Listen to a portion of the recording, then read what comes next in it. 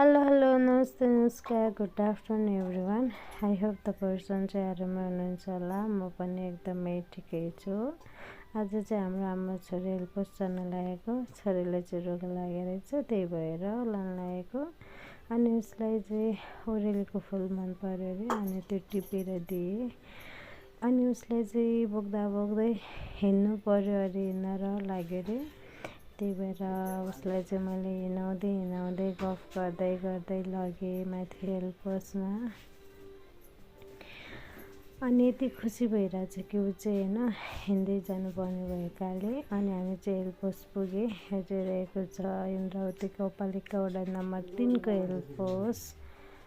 अनि हेल्पोस पुगेपछि हामी आमा छोरी चाहिँ भिडियो बनायौँ, फोटो खिच्यौँ। अनि फोटो खिचिसकेपछि नानीलाई जुकाको र एउटा रुगा खोकीको औषधि दिनुभयो। अनि त्यो लिएर हामी चाहिँ घर फर्क्यौँ। अनि घर फर्किँदै गर्दाखेरि चाहिँ हाम्रो बाटो चाहिँ घर जान यति गाह्रो छ नि, भिडै भिड। तपाईँले देख्न सक्नुहुन्छ यो भिड तरेर हामी घर जानुपर्ने छ र यो बाटो तरेर पनि घर आइपुग्यौँ।